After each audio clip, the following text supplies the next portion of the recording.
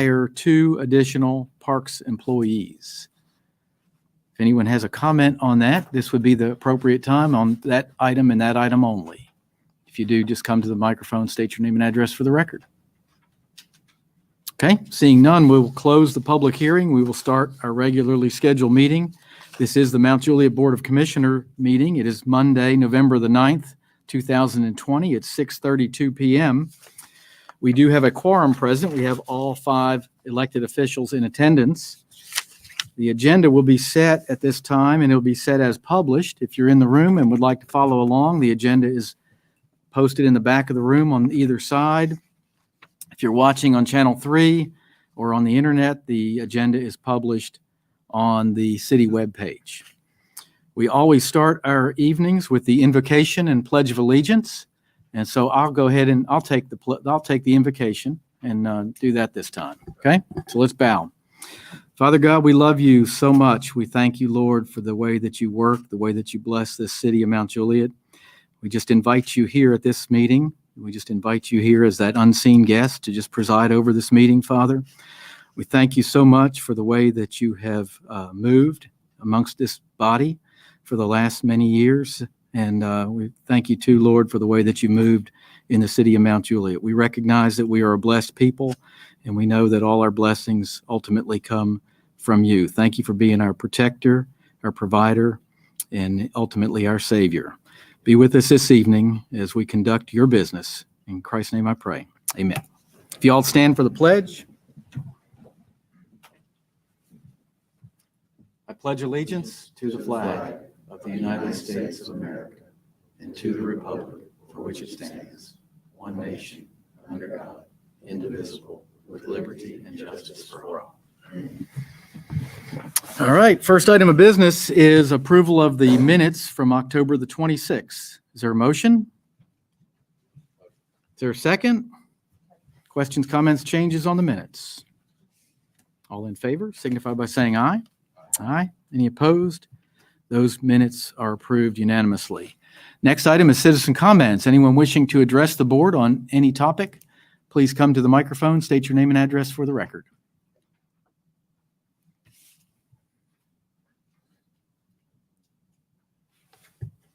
So I'm Mark Lineberry. I'm attorney representing Jeremy Hayes and Hayes Family Trust.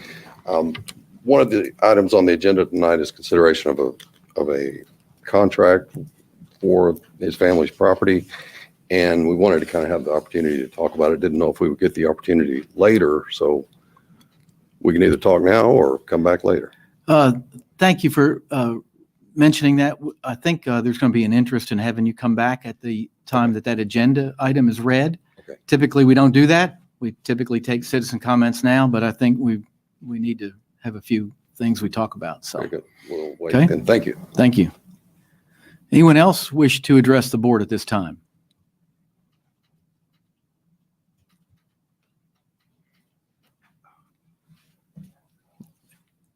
Blake Giles. I know most of y'all. I wouldn't normally say anything, but Ed, you've done a fantastic job. Thank you. Jennifer, keep it up.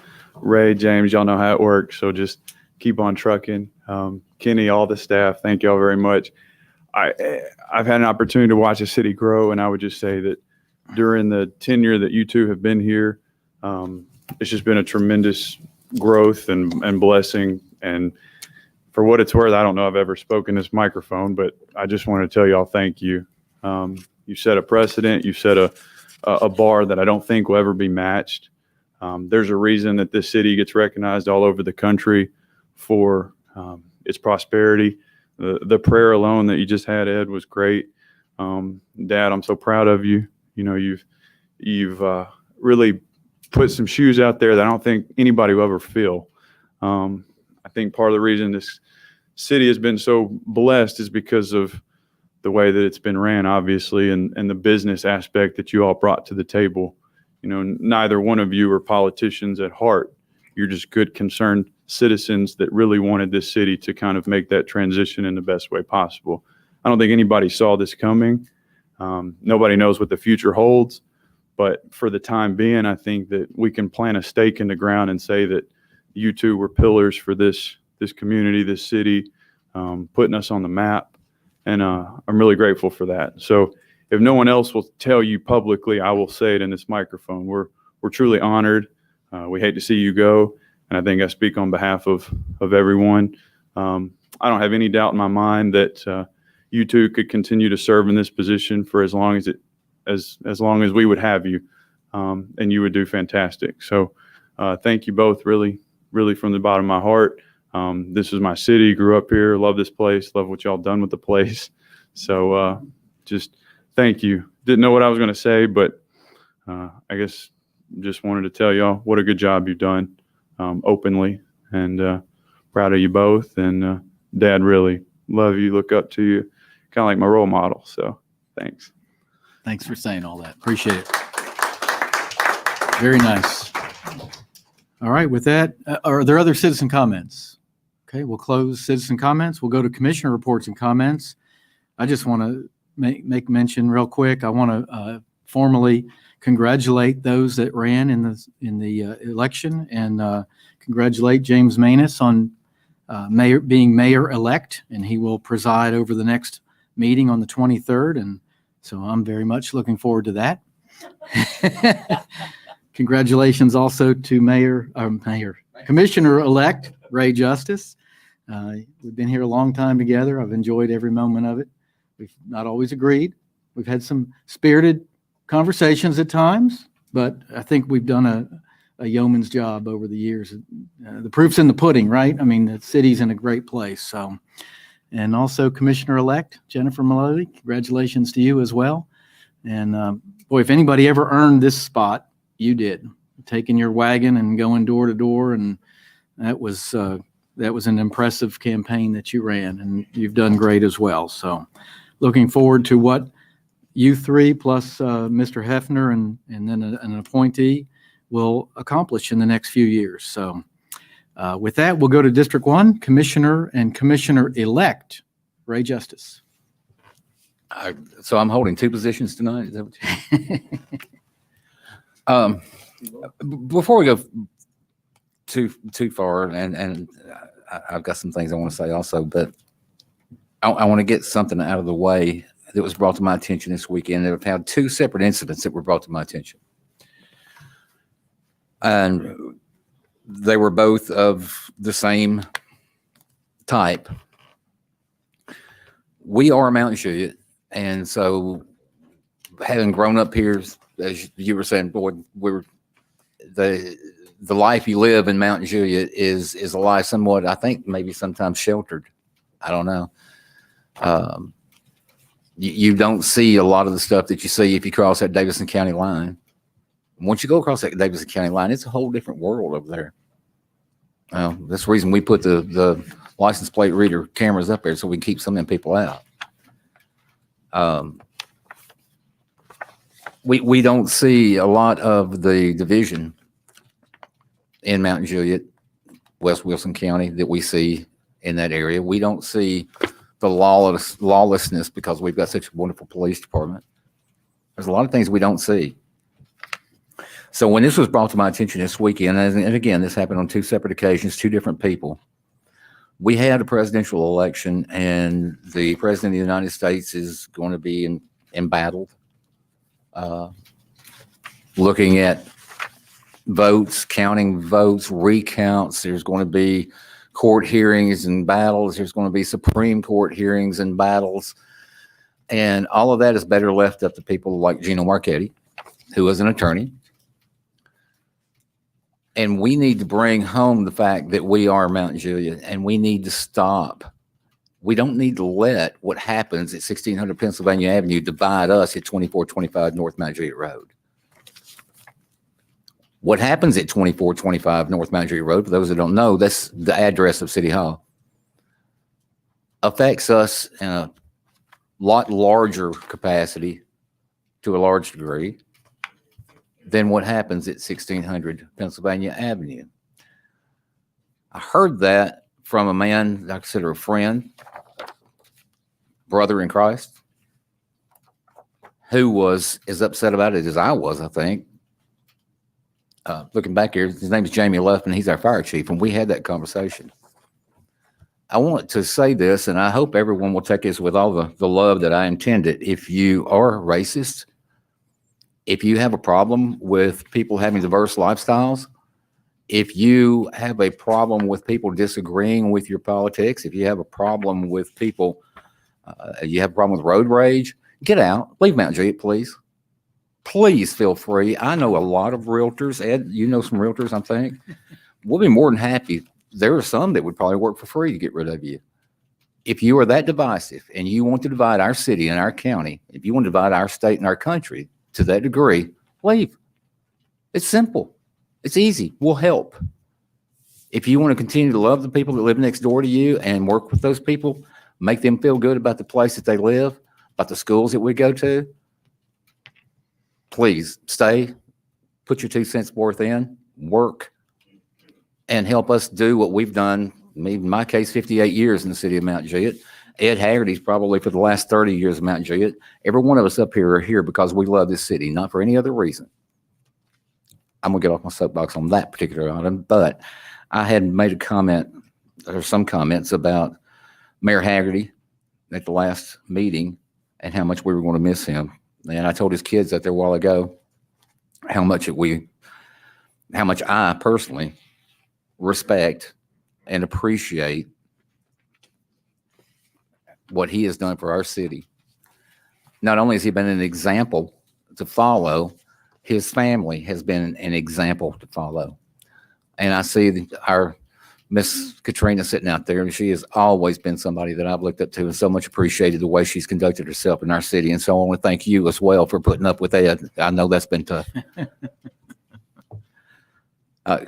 Commissioner Giles has spent, I think, 10 years doing the Planning Commission, working so hard, working on the BPAC committee, bringing in 2005, I helped develop a greenway plan and trail plan.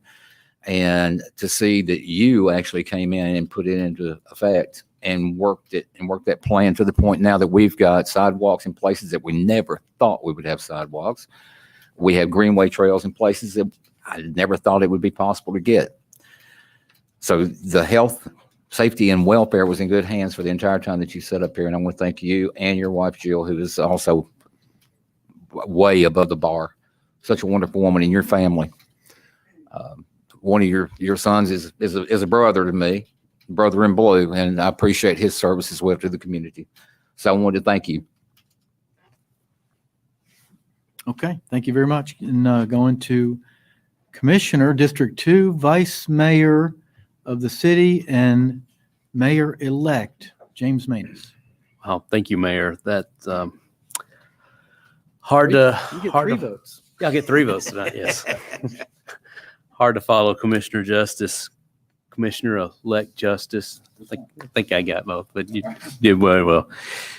You know, you said it very nicely. There's just looking at the slides tonight here. I really hadn't thought about it, but this is the last meeting for 36 years of combined experience coming off this board and planning commission here. So it's going to leave a void to fill here. And, you know, our commitment is to do the best we can for this city. And it's like Commissioner Justice just said, everyone up here is up here because we love this city, and there's no other reason. And I just want to thank both of you, Mayor Haggerty and Commissioner Giles, for your service, your time up here.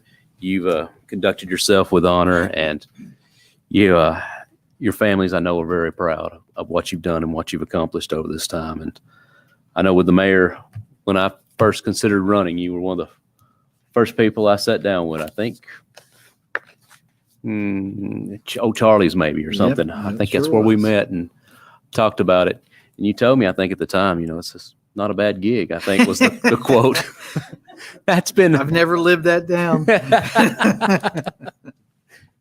And you know what? When you represent people in a city like Mount Juliet, and it honestly is not a bad gig sometimes up here, because we got wonderful people and a wonderful community, and for the most part, very easy to represent, because when you live in a city like this and you have people like we have that live in this city, they make it a wonderful place. And we get to be the 5 people who sit up here and steward over that. But a wonderful place, and it's a lot of that goes to you guys who have set the groundwork for people like me that have joined this board, even though back in 2010 joined this board, and you went a long ways to paving a lot of that foundation, and it's be forever appreciated. So just thank you all, and of course congratulations to everybody who won.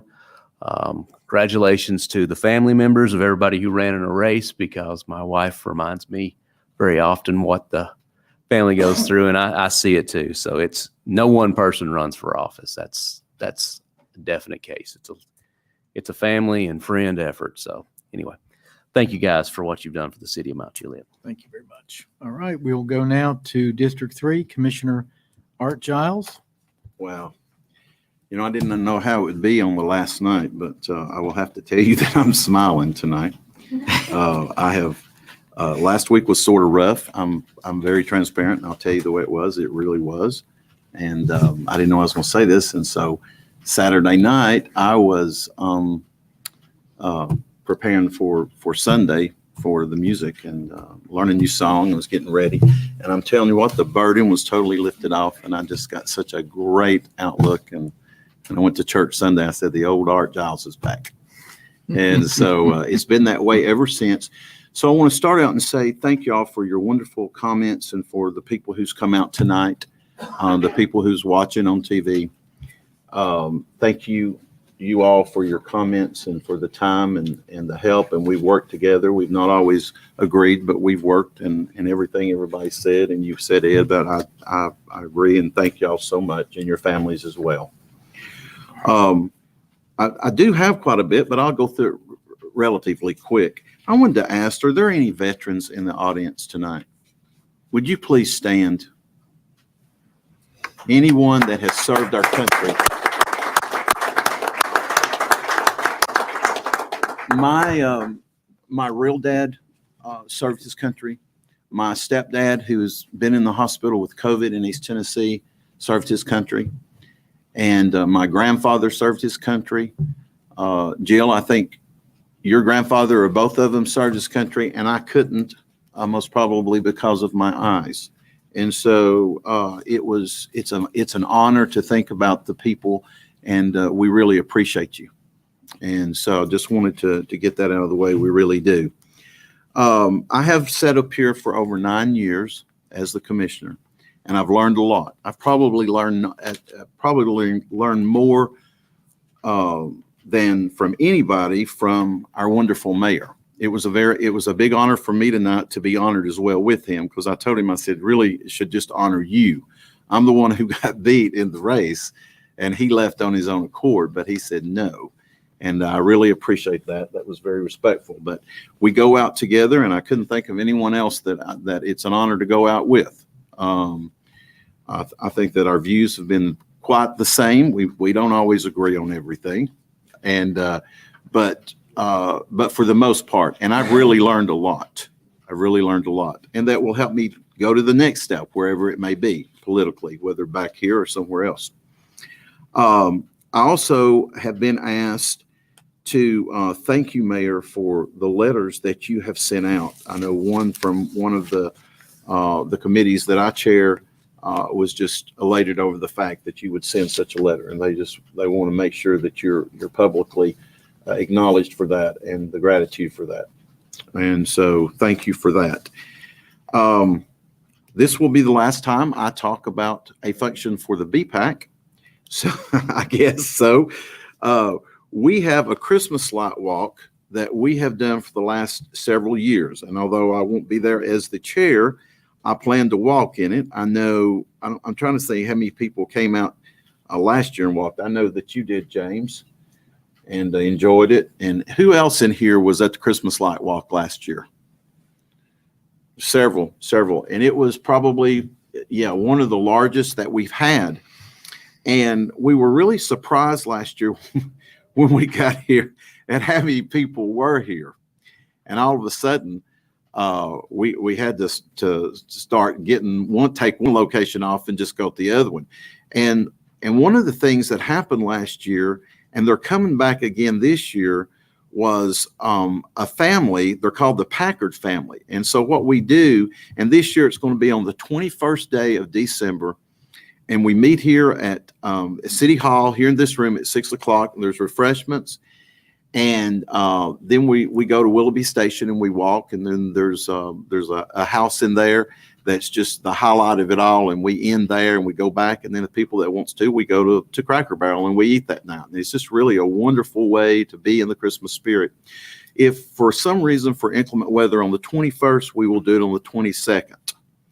And so the family that was here last year, their kids were like a little orchestra, and they were playing Christmas music. It was unbelievable. It was just absolutely unbelievable.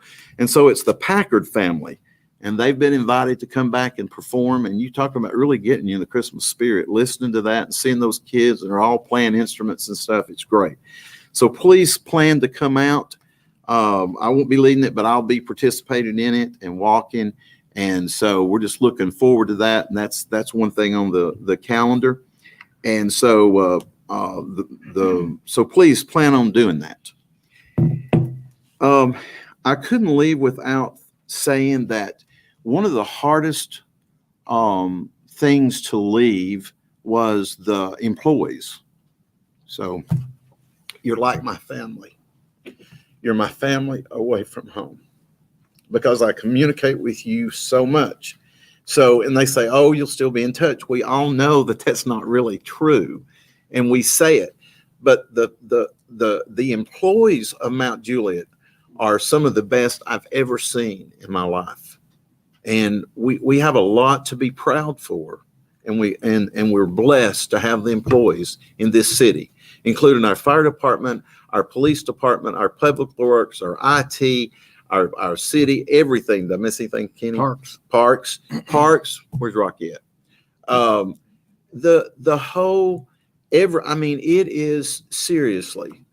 And I just don't think you find many cities like this where the employees, and I'm going to miss y'all immensely. Seriously. It's just going to be one of those things, but that's part of life.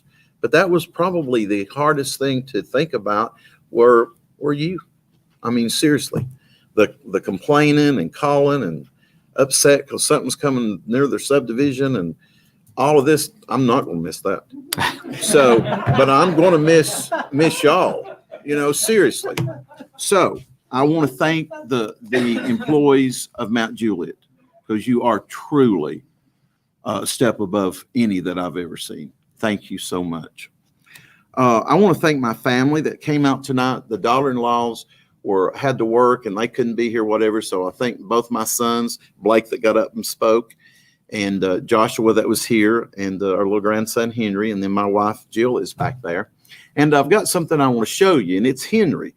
And I wanted to put this on before I go on. This is Henry. He was here this today, but he's given you a message.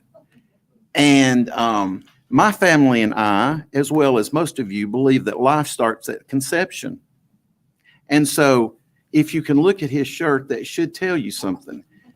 He's going to be a big brother. He's already a big brother. The other one's just not born yet. So we don't know the gender of him or her yet. But anyway, that was a little personal note for my family. So now we're going to have a second grandson or granddaughter. So thank you for putting that on there. And then, and I'm almost finished. I have mentioned this for actually several months, if not 2 or 3 years.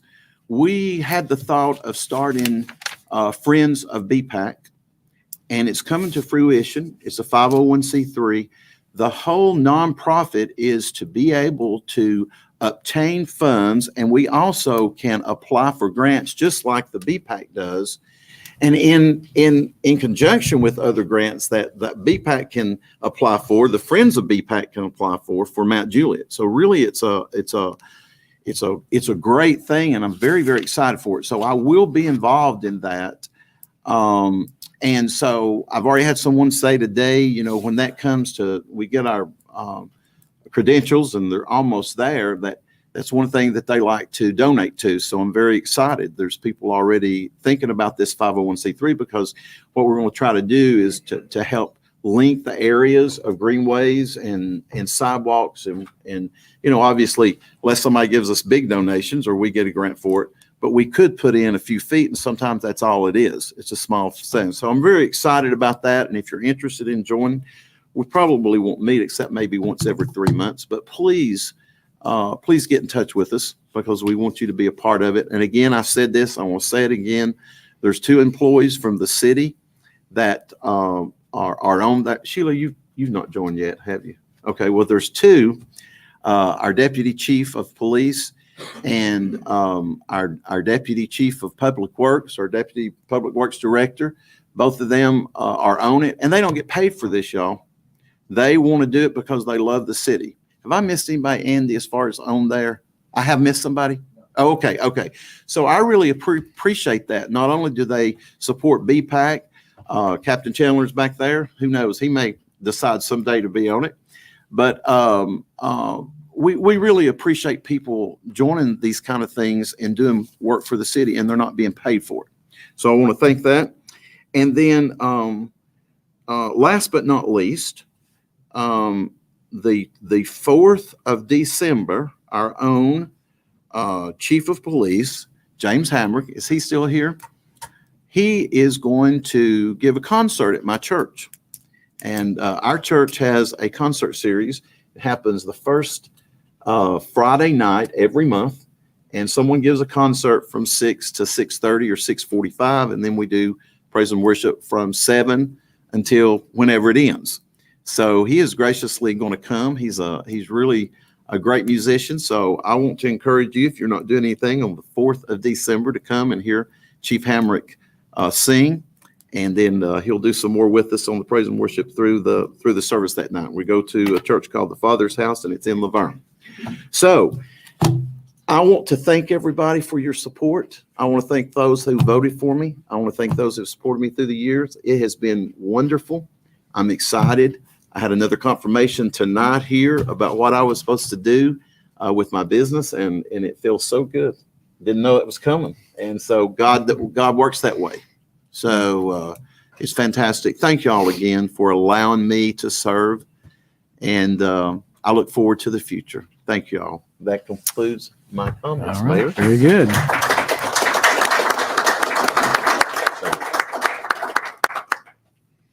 All right, with that, we'll go to Commissioner and Commissioner-elect Jennifer Mullally. Well, thank you. Mayor and Art, I'm going to miss both of you. And it's been a pleasure serving with both of you and under your leadership, Mayor.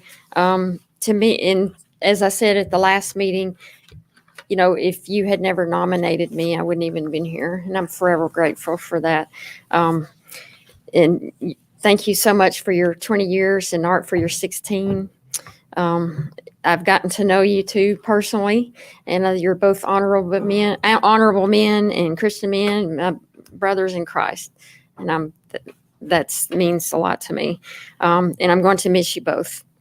And congratulations.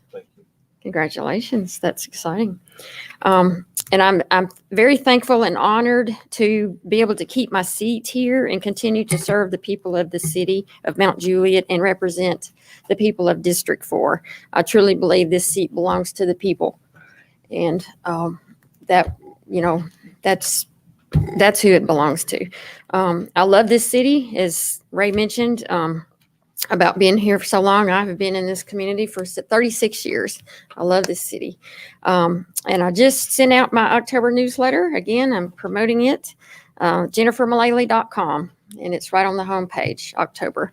And I believe that's all I had. Thank you. Very good. Thank you all very much. And thank you all for the nice comments. And I do want to make a special comment about Commissioner Giles. You have a lot to be proud of. You've done a great job here in your seat, both on the Planning Commission and on the City Commission. You've been a great commissioner. The city is in a much better place than it was before you got here. And I really appreciate all that you have done on behalf of the city of Mount Juliet. And you'll be missed. You will definitely be missed. I feel very confident that the new group will do very well. I believe Mount Juliet's in a very good place too. In fact, I'm not moving. I'm staying right here. I'm very bullish on Mount Juliet and its future. And in fact, I'm going to go out and say I believe the best days are ahead for Mount Juliet. And I feel very comfortable, very confident that the new group will do a great job for you, every one of you. And with that, we will go to the city. Well, one more thing. I should have said, and I've mentioned this at the last meeting, but I have been praying this all year, Jeremiah 29:7, which reads, pursue the well-being of the city I sent you to. That's God speaking. Pursue the well-being of the city I sent you to. Pray to the Lord on its behalf, for when it thrives, you will thrive.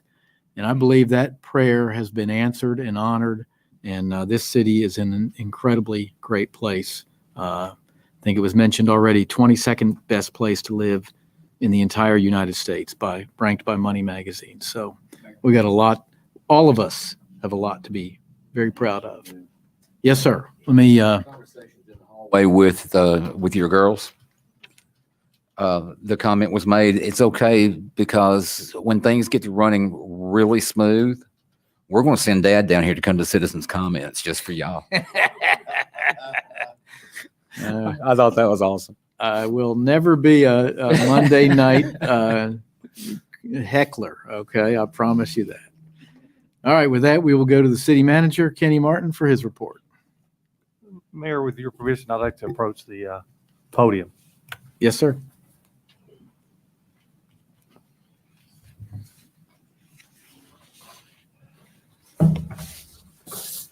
Well, I contemplated whether or not to do this during the reception, and I want to apologize for the abbreviated ceremony that we had. We had that simply because the plan originally was to have and host this at Charter Downs Park Community Center, because I have no doubt whatsoever that it would have been full. But unfortunately, with COVID, we had to be smart, and we had a big crowd that turned out earlier. And most importantly, what I loved seeing was the families. So I want to give a shout out to the families, because they're not only behind the scenes, but they're out in the public. And I know how much they love the mayor. I know how much they love Mr. Giles. And it was awesome seeing them earlier, because I've had the blessing for nearly 31 years to serve this city. So Miss Sheila and I and some of the others have been here a long, long time. You came before I did. You're already living in this community. Miss Giles, you were teaching. She was one of our beloved principals at one of the schools. So I had the opportunity, even before I come to work here, to see these folks in action. And I'm thankful for what was done before us from the folks that have done the job they've done. But I've really had the blessing the last several years. So I didn't prepare anything. So I'm just sort of speaking from heart. So if I fumbled it up, I apologize.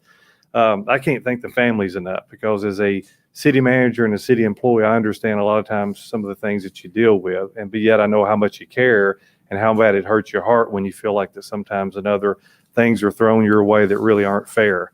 And I've had the blessing to watch these two beautiful ladies and their families. And there's one sitting right back there. Some of the others had to leave, unfortunately, but I've watched them grow up in this community during your tenure. And I've watched them now produce these beautiful grandbabies that were in here earlier. And that's absolutely awesome. And that's really the biggest success is your family and how you've chose to put them first. And it goes the same for the entire commission.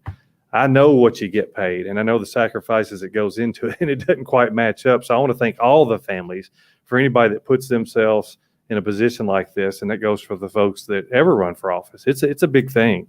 So there's nothing I can do standing at this podium that'll ever show you the appreciation that we truly have, especially 5 minutes or 10 minutes or whatever it takes me.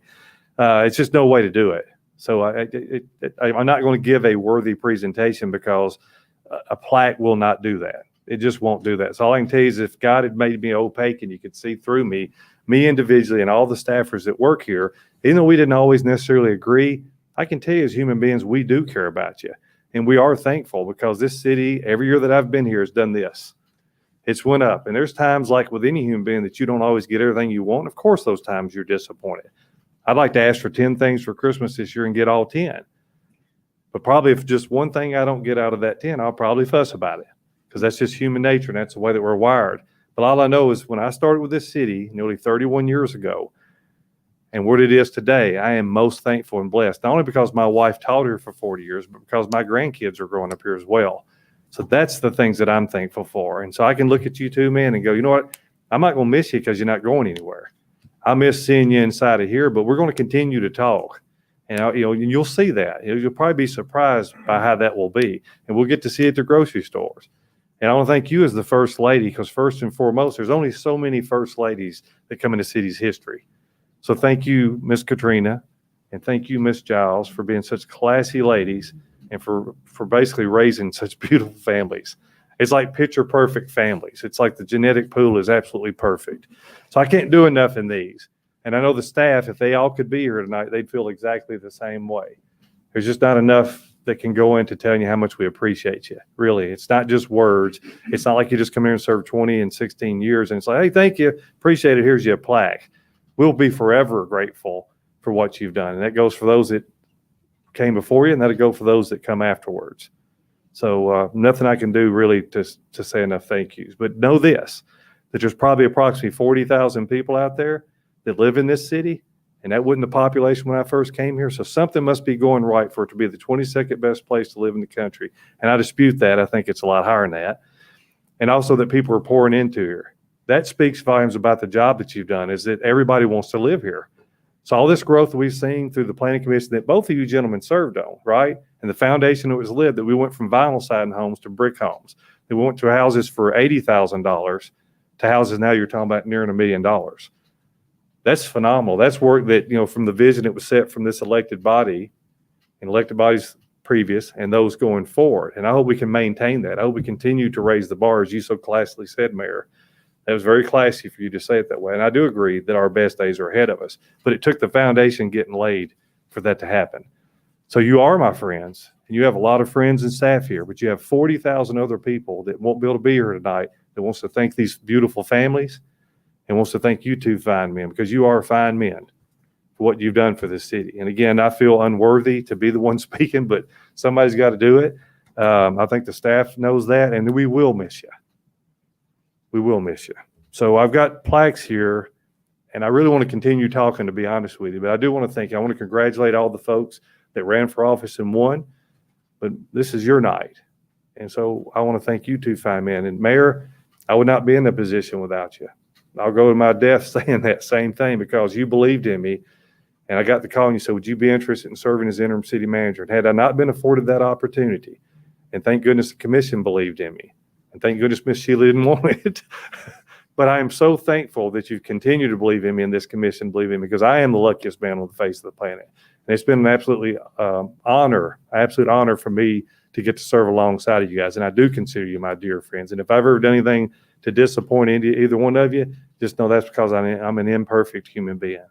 But I am so thankful. And as I grow older, and I said at some point, and I finally retire, and I'm enjoying my grandbabies, these will be the conversations that I'll have with them about how did this happen, grandpops? How did that happen, grandpops? And I want to be able to tell them because somebody believed in me.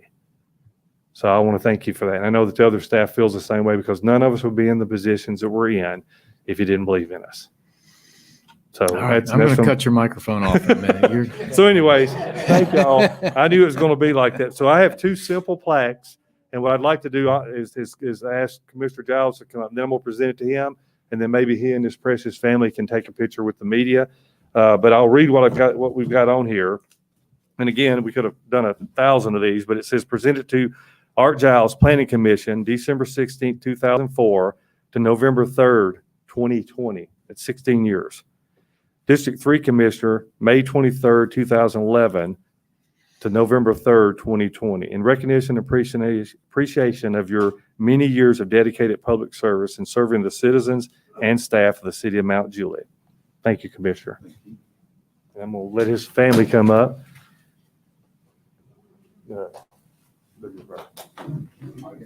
Ms. Giles.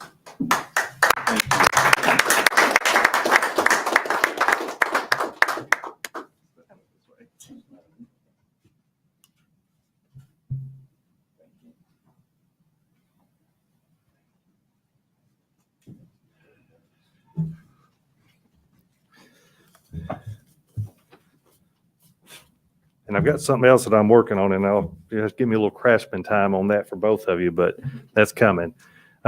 This is presented to Ed Haggerty, Mayor Ed Haggerty, Commissioner Art Giles, Commissioner, Vice Mayor, Mayor, friend, November 20th, 2000 through November 3rd, 2020. We all have been blessed, and we wish you nothing but the best in all your endeavors going forward, both of you gentlemen. And we hope that you enjoy your retirement, Mayor, because it's well deserved. And I don't know how many more bicycles you're going to be able to fit on your truck. You're going to get a heavy duty truck or more bike brackets, because every time I see him going down the road, he's got that. Matthew 25:23. And get Miss Haggerty to come up and take a picture with you.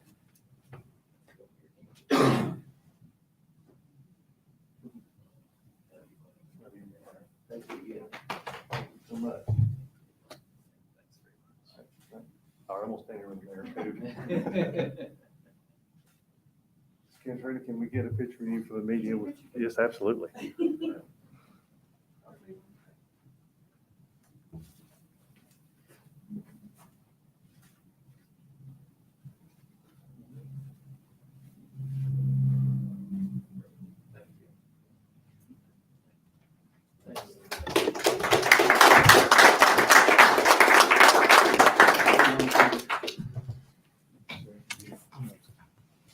Yes, is that it for city manager? Yeah, just Okay. God bless you all, and thank everybody for your patience. All right, city attorney.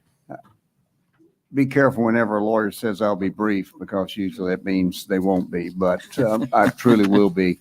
I've had the privilege and honor of serving as city attorney for 8 years of your terms, and then dealt with other issues before then. And suffice it to say, Grantland Rice, a great sports writer, early and middle part of the 20th century, had a plaque dedicated to him. And his quote was, when a great score comes to mark against your name, he'll ask not whether you won or lost, but how you played the game. And both you gentlemen played the game with style and grace, principled leaders, each of you. And I'm going to miss you. And I've enjoyed working with you, and thank you for your service. Thank you very much. All right. Okay, we're going to go ahead and move into the business portion of our agenda. All of the elected official microphones are going to be on at this time. We're going to start with our first item, which is 9A, an ordinance to amend the budget to hire additional park personnel. Is there a motion? Motion. Okay, and I heard a second. Questions or comments from the commission? All in favor, signify by saying aye. Aye. Any opposed? That passes unanimously. Next item is item 11.1, a resolution to confirm Wilson Bank and Trust as depository for the City of Mount Juliet Police Department electronic currency exchange. Is there a motion? Motion. Is there a second? Second. Okay, questions or comments? All in favor, signify by saying aye. Aye. Any opposed? That passes unanimously. Next item is 11.2, a resolution to approve a sales agreement for land located at 120 Southwest Cook Road, Hayes property, the Hayes Trust, dated February the 19th, 2018, for Gladys Anita Hayes, trustee parcel ID 095-097 07700 0002020, being 30 acres of land for $1,400,000 for future parks land, and to authorize the city manager to sign the sales agreement. Is there a motion? Motion. Okay. I think I heard a second from Jennifer, Commissioner Mullally. Do you have that, Sheila? Okay. Questions or comments from the commission? Okay, Mr. Lineberry, you're going to come over. We'll get you on the record. Mr. Hayes.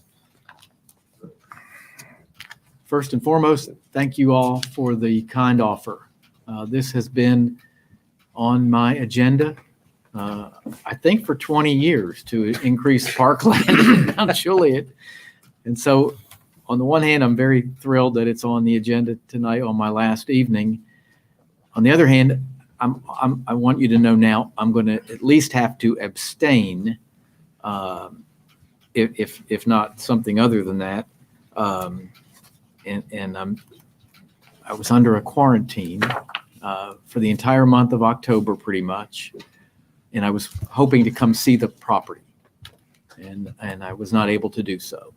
So I would be voting on something that I'm completely sight unseen. And so I don't feel like I should do that to be responsible. I shouldn't do that. All that said, I do need to speak to you about that clause. I mentioned it to Mr. Hayes before the meeting. I'm very concerned about that, the buyback clause. I'd love to hear, I've never seen that in a land contract in my life. I'd love to hear your rationale and thoughts. Well, there's been several versions of that. I'm not sure exactly which version you're referring to, but one option was that if it ever stopped being used for a park, that the Hayes family could purchase the property back. And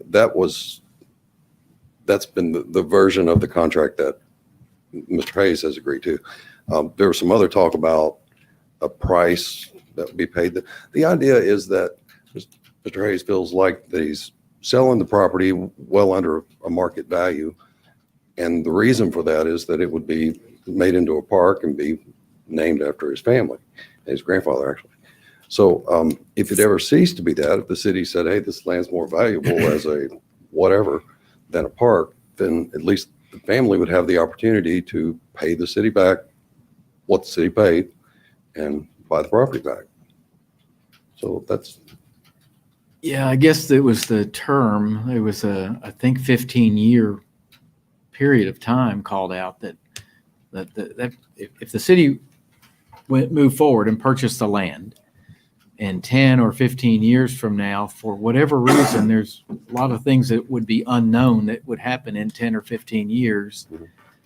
And this would be a terrible example, and nobody here on this board would do it. But if a bad actor got onto this board and somehow convinced this board to sell the property back at 2020 price to the family, and the property might be worth 10 million, 20 million, I don't know. And then that bad actor somehow does something unethical and has a piece of that action. That'd be horrible. And I'm not saying Mr. Hayes would do that. I know no one on this board would do it, but that's certainly a possibility. That would be a very dangerous place for this city to go. Well, I think that might be illegal too. Yeah, it would be highly illegal. Um, A lot of people get onto different government bodies for different reasons, and it'd be horrible. Mr. Hayes wants to speak. I don't know if you guys can hear it. I hate speaking to these things. The reasoning behind that was. He's saying sorry. He's got to be captured. Okay. So, as Mark can tell you, we were discussing this earlier. Mark thought it was almost foolish to sell the property to the city at what we were asking, because right now we've discussed that it's worth over 3 right now. But the reasoning for that was this was a property that goes back to, my great grandparents. So with everything being built up around it, it's just a way to honor my family, honor my grandfather specifically, and always having a park there. We'll have Providence Central where literally I can touch my property with my left foot, and then my right foot, I'm on Providence Central. Across from the street from us, there's going to be other development built. It's the perfect place to always have a centralized park. The reason we want that clause back, which my goal is to have it in the deed that it's always a park. If there was some way to make sure that always happens, I've told Mark, I'm okay waiving that we have the opportunity to buy it back. I just want to make sure that it's always a park, always named after my grandfather. And I appreciate that, and I understand that you want that to happen. We have 2 cases fairly recently where the city purchased land for a certain purpose, and neither one ended up being that purpose. Things changed in the market, and it made a lot more sense to do something else with it. One was at Paddocks. We had 8 acres for a police headquarters building. Well, Paddocks developed in a very different way than what was anticipated, and it would have been a pretty horrible location for a police precinct, police headquarters. And then we had the track over, we thought a fire station would go on across the street from where the fire station actually ended up. And we had the same exact case happen. We thought it was going to be an ideal location. It turned out it wasn't. And so we thankfully had the flexibility to do something different. So I hope there's some place we can meet in the middle, which I don't want to tie a commission that's 15 years from now, not seated, maybe not even living here yet. They may be future commissioners, and we've tied their hands in some way. And then Providence Central develops in a way that we don't envision, and it doesn't make sense to do what we're talking about tonight. So I'm going to actually, Gino, do you have a way to cross that divide? Really don't. I'd suggested the 15-year with an escalator each year so the city could recover more of their investment than the original purchase price. I don't know if there's been an appraisal done this property, if anybody has it, if it's what the actual fair market would be of it, if it is a lesser price.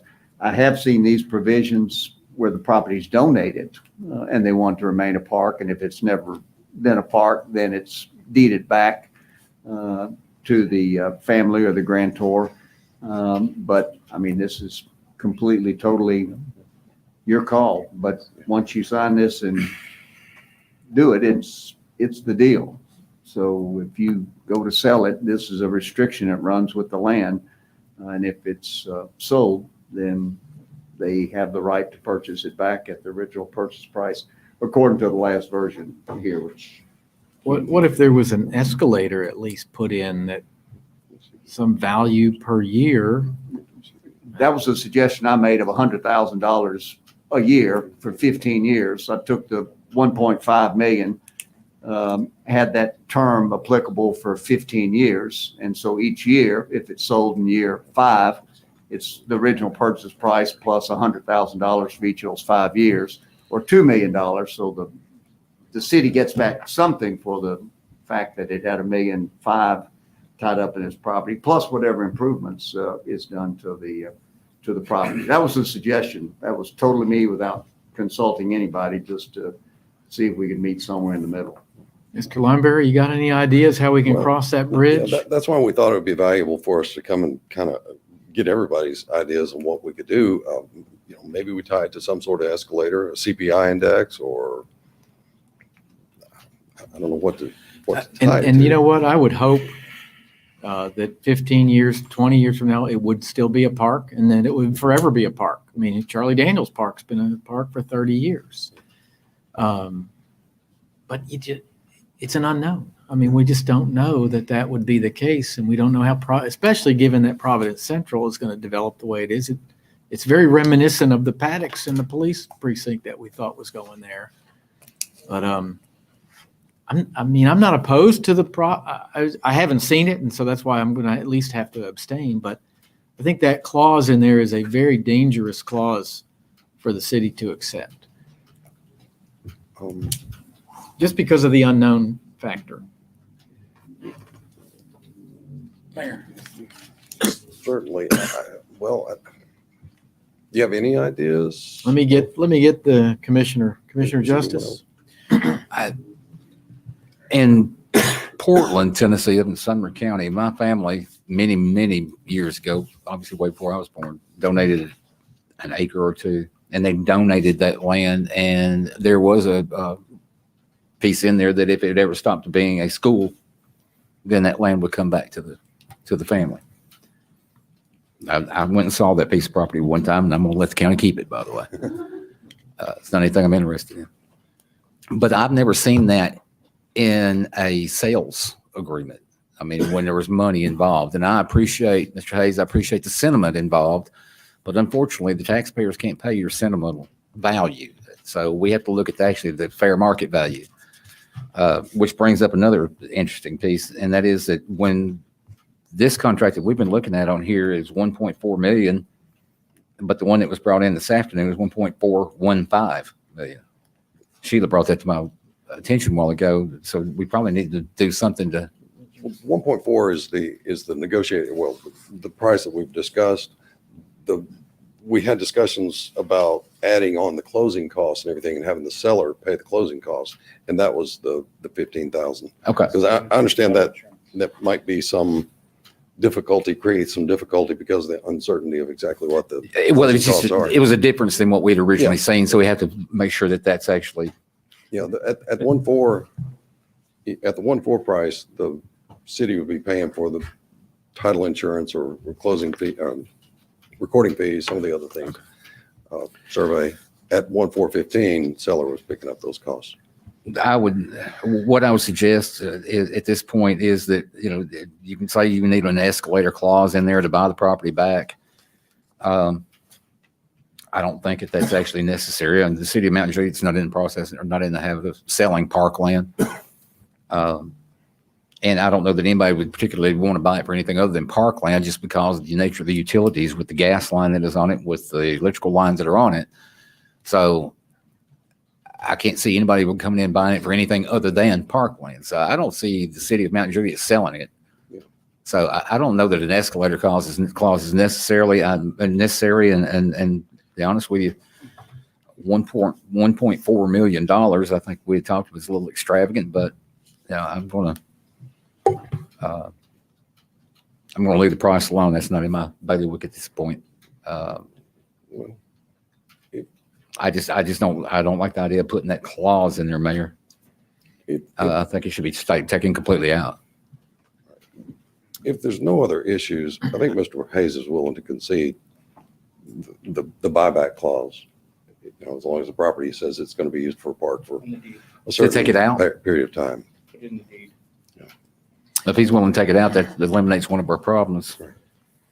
I think you're saying you want it recorded in the deed that it would forever be a park. For how long? With the Hayes name. Well, Right. for 30-year period would be Yeah, I what think it is. part of that point that I was making was that would handcuff a future commission who could be many, many years from now. I don't think it would ever come into play. However, I mean, part of my job is to protect the future Well, commissioners. certainly, but everything you do handcuffs the future for a certain period of time. He's willing to limit it to a certain period of years, maybe 30 years. Gino, Maybe it needs to is be. that reasonable? How many years? 30? 30?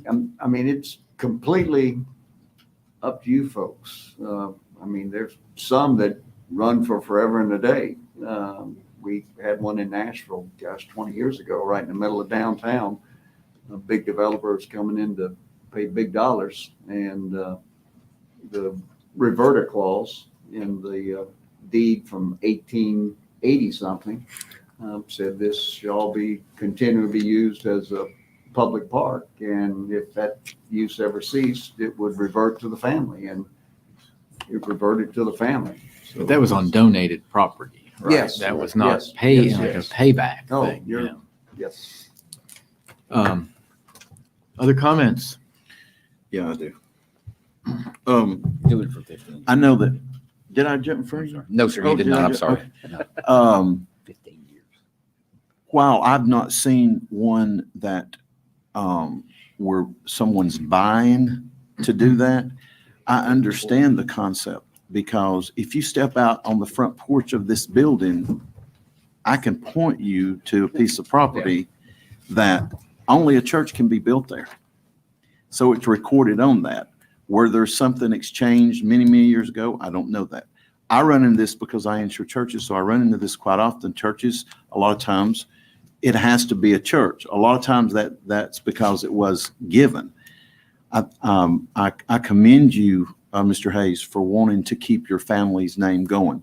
I respect that. My grandfather was one of the greatest men that I've ever had any respect for in my life. And he took care of me in more ways than one. And so I'll never forget him. Forget him and my grandmother. And I hope to have something with his name someday displayed. It won't be a park, but it will be something, hopefully, and his last name. And so I understand where you're coming from. And I also understand that, and help me out, Mr. Lumberry, didn't isn't there some buildable areas in this parcel of 30 acres that we're wanting to purchase? I'm certain there are some easements, but the easements don't cover the entire 30 acres. So there could be apartments built there. There could be Oh, exactly. And that's, commercial space on there. yes. So even though you're not giving it to the city, you're taking a huge reduction of value right now for the same purpose. So that's how I see it, you know. Exactly. And that's been in my dealings with Mr. Hayes over the years with this property. There's always been a much higher expectation of what the property be sold for. We've had several people that have considered the property for different things, and the number's always been closer to $3 million.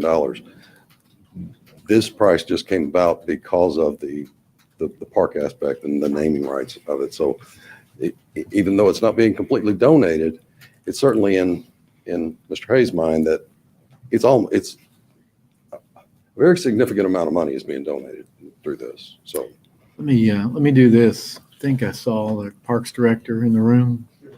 Yeah. I'm just curious, Rocky, over the next 5 years, 10 years, what would you plan to do with this property and what kind of dollars would we be investing in this property? Because I guess where I'm going with this, Mr. Hayes is talking. I guess where I'm going with this, Mr. Hayes and Mr. Lineberry, is that 10 years from now, we've sunk significant improvement into this property like we have Charlie Daniels or something. It's not going to be sold, but it's just leaving that clause in there that creates the danger point. So, Mr. Lee, Yes. Tell us what you would plan to do with the property, and then 5 years, 10 years from now, how many dollars, city dollars, would you have invested in it to do major park improvements of some sort? And Travis is going to want you in that microphone. First of all, we're going to have to find out where our access point's going to be. And we've got some, I mean, I like the property, but 10 acres of it is tied up in easements. That's something we want to step back and look at. That cuts us down to 20 acres. Access point, we're going to have to build a $500,000 bridge to access this land unless we wait till Providence Central comes in. At that time, which could be years down the road. After doing our due negligence on this, we're seeing now that we're going to step back on this one. And I think we're going to need a workshop before we go in and, in my opinion, make a purchase here for $1.4 million. We don't have an appraisal. We don't have access. Our access could only come after building a $500,000 bridge. And when Providence Central comes in, which I've talked to the city manager, could be 10 years from now.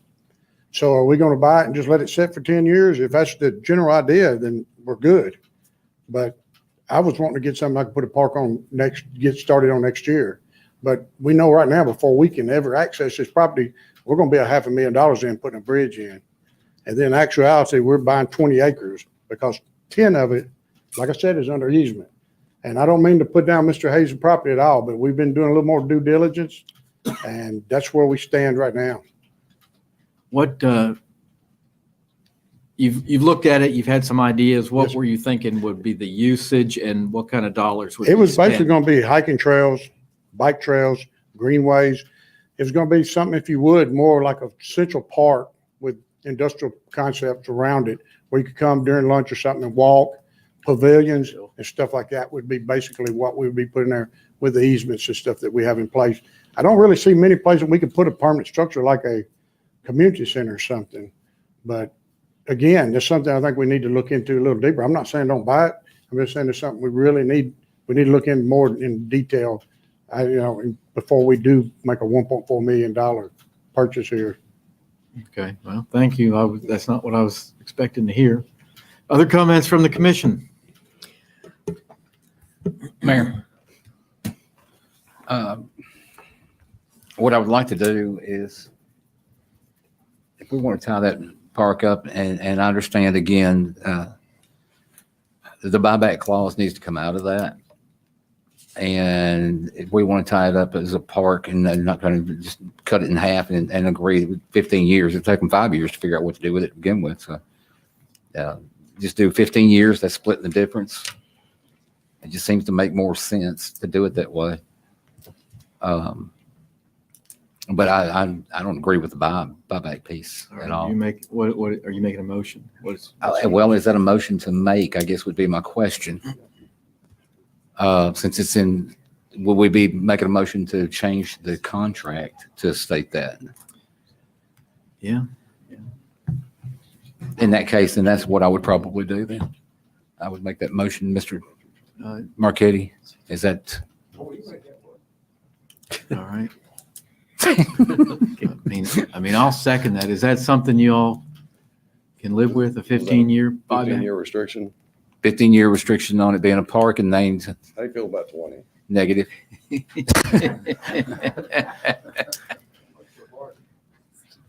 Oh, wait a minute. I'm getting a city manager's flagging me. Yes, sir. Mayor, if it creates any comfort for both sides, one thing good about parkland, it's getting harder to find. So say if you bought the land, we end up figuring out the access. I don't want to speak for a future commission or what the commission would decide at some point in the future, but the more money invested on the front end, if it had access today, probably for what, $200,000-$300,000, you could go and cut your trails in, build pavilions, things of that nature, and you'd have that. But of course, over time, as you invest in property, the likelihood, just like Mundy Park, it had been offered years ago for somebody to buy that, and you eventually get to a point where it just doesn't make sense to relinquish that property. So if it helps create some comfort, the more we invest in it over time, the less likely we would sell it. Sure. And it not be a park. Sure. Yeah. And if so, you should always look at selling part of it and then taking the part where you have the largest density. And nobody's ever going to build on the 10 acres that you've got that's easement. So that would always remain. Yeah. Gino, these easements can be used. They can be utilized as soccer fields, Type of easements. Well, one of those is a gas power line. lines and stuff, right? Right, You can't yeah, build so- over it or under them. We can do soccer fields or something of that nature. Yeah.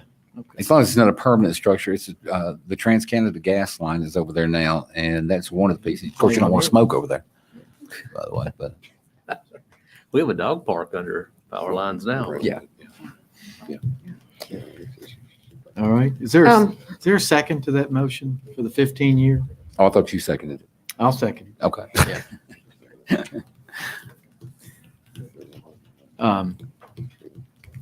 We're about to vote on that 15-year thing. Is that something we can live with, or is that a deal breaker? Do like this.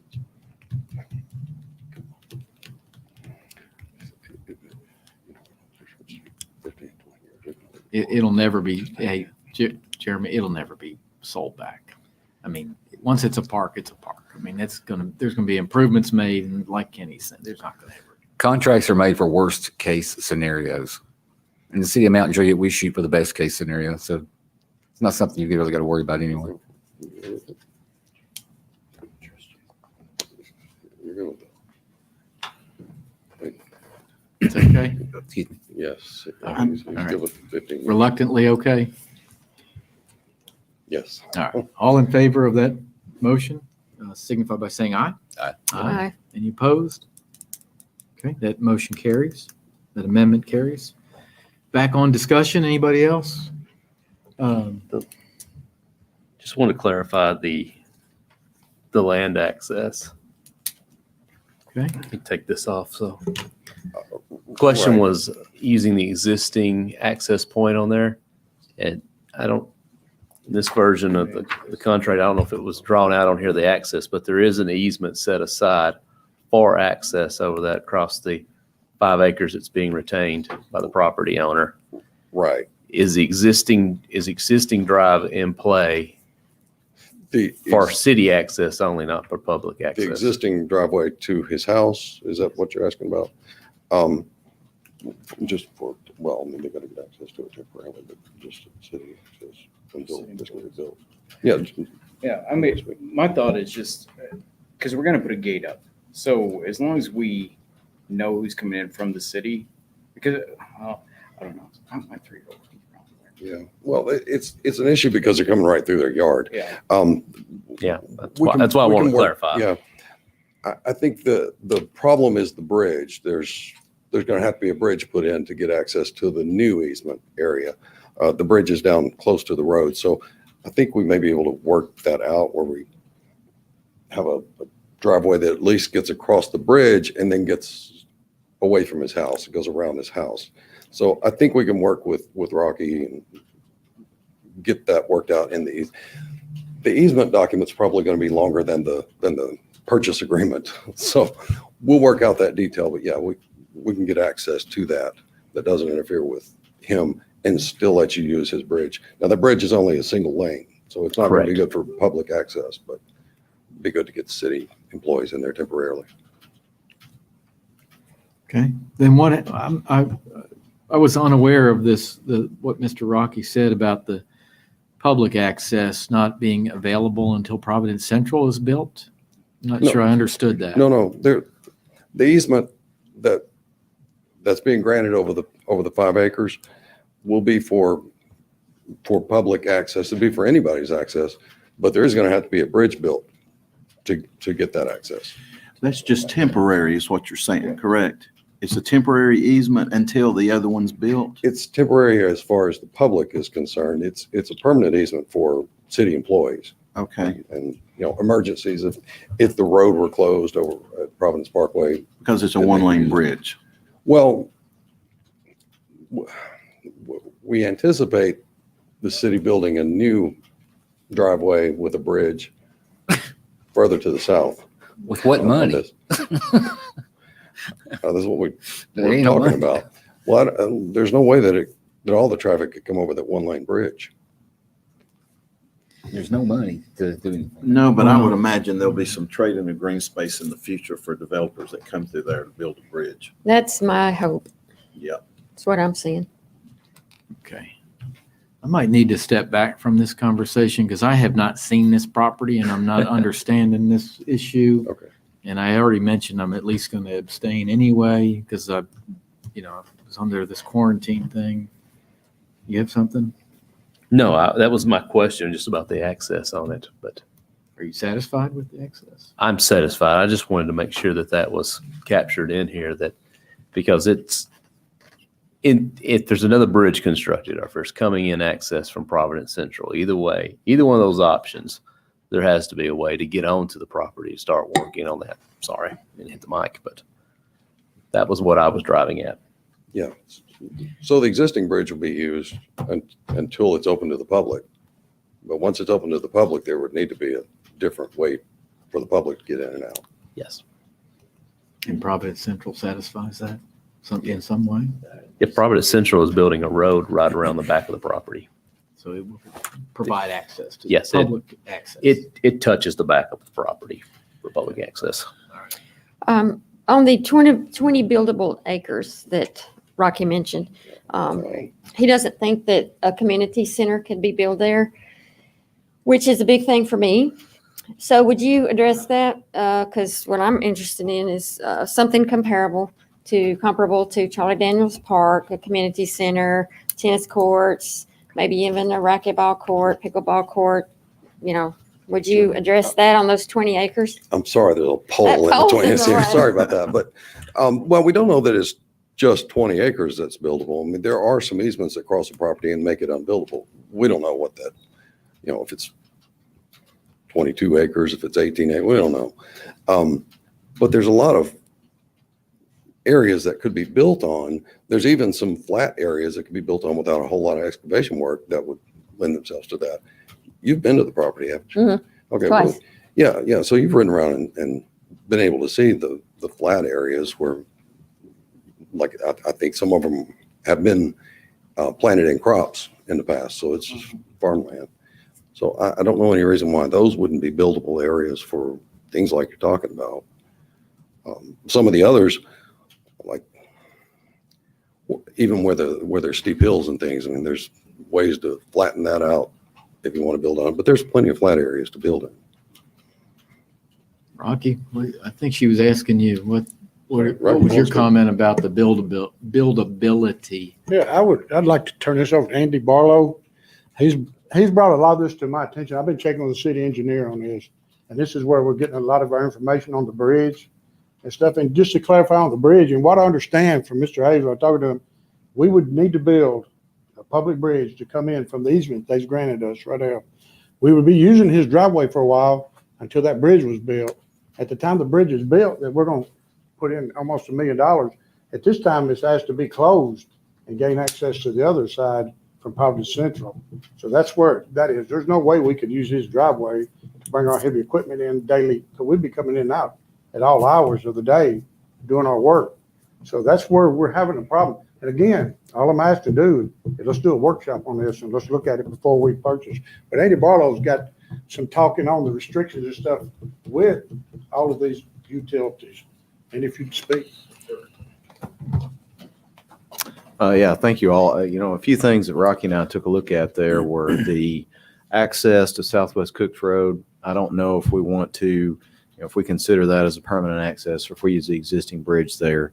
I would have some concerns over the existing bridge. I mean, it seems like a pretty decent bridge, but I would have concerns over heavy equipment going across that. I think it would be weight restricted. Yes, Is sir. Southwest Cooks Road, is that in the city? No, that is in the county. So we'd have a city road going to a driveway that is in the city, but the county road going to the city drive. Correct? And, one of the things I did take a look at on this property was the easements that are in place there. We have two different easements. One of those is TVA. I did take a look at the width of that easement. It's 150-foot wide easement. It runs basically the length of the property. It's about 1,900 feet or so long. And then the Columbia Gulf easement is, based on our plans that we have for Golden Bear Gateway, is about 145 feet wide. And I think it's maybe around 900 to 1,000 feet long across the property.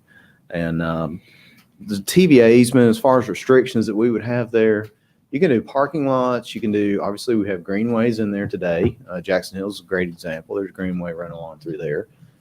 You can do detention in there as well. Can't build any permanent structures. So no permanent structures whatsoever in that area. I'm sorry, on the whole 30. No, on the TVA easement. Okay. Now the Columbia Gulf, well, I'm sorry, it's TransCanada. They changed names.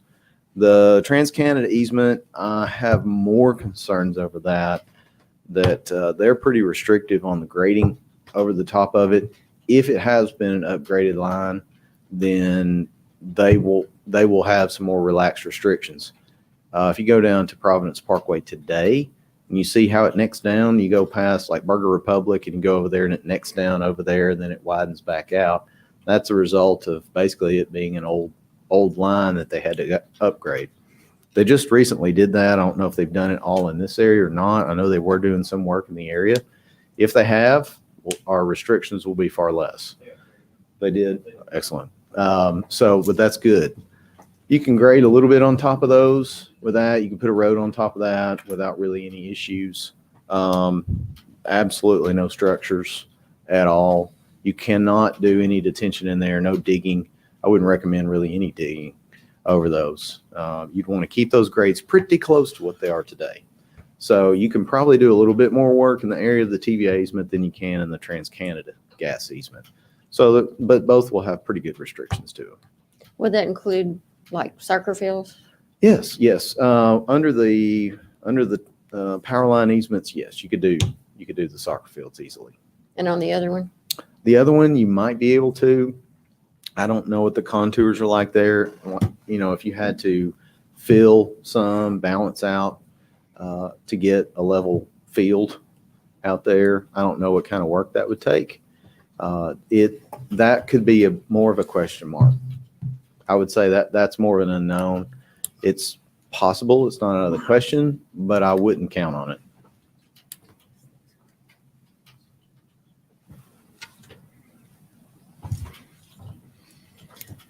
Okay, thank you, guys. I'm going to lean toward the opinion of the Parks Director. I think this needs some fleshing out.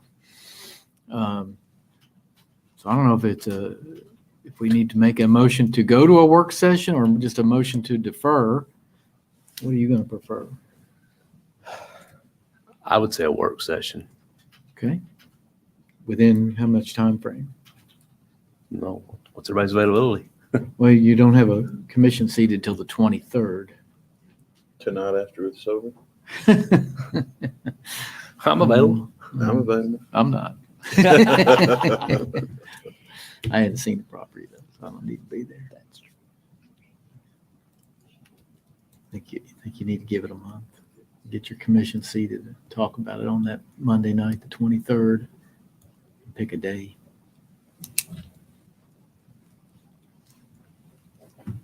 You want to have a workshop? After the 23rd. Whenever the next commission is available and wants to talk about it.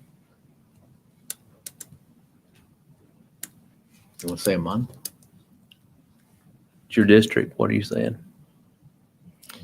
What do you want me, what are you asking me? Do you want to go to a work session on this?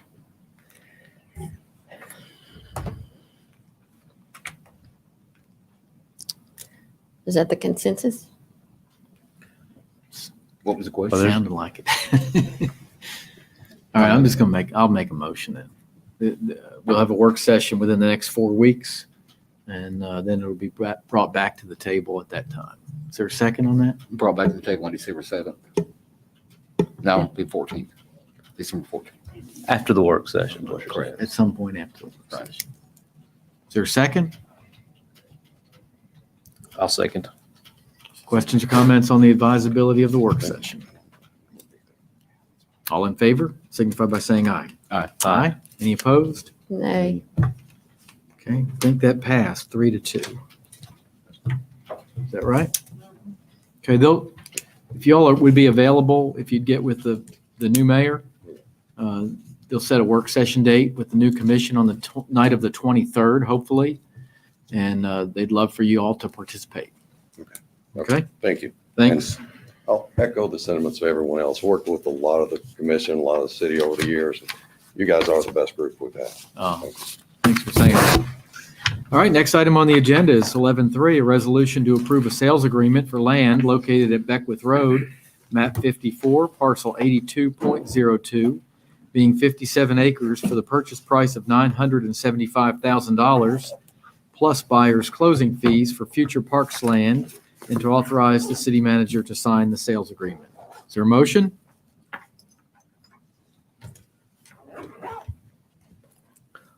No? I'll make a motion. Is there a second? There's 3 sponsors. I can't. Okay, that dies for lack of a second. And with that, we are adjourned. Thank you all very much.